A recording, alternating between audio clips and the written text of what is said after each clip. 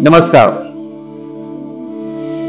आपल्या सगळ्यांचा आवडता गणराया श्री गणेश विघ्नहर्ता आपल्या घरी, आपल्या ऑफिसमध्ये सर्वत्र आगमन करतोय. खूपच आनंदाचा, उत्साहाचा, अभिमानाचा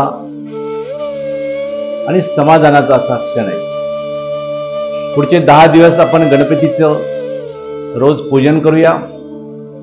आजच्या गणरायाने आजच्या काळात राक्षसासारखी असलेली संकट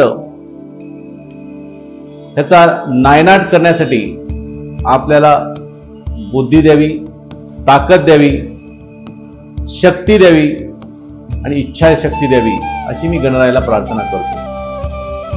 काही हजार वर्षापूर्वी गणरायाने वेगवेगळ्या असुरांचा वध केला.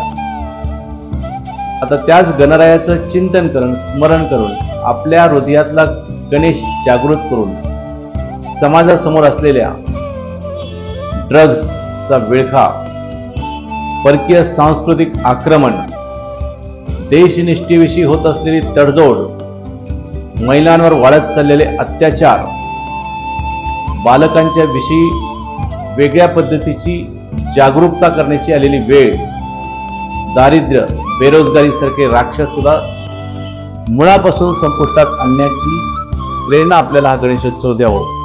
धन्यवाद.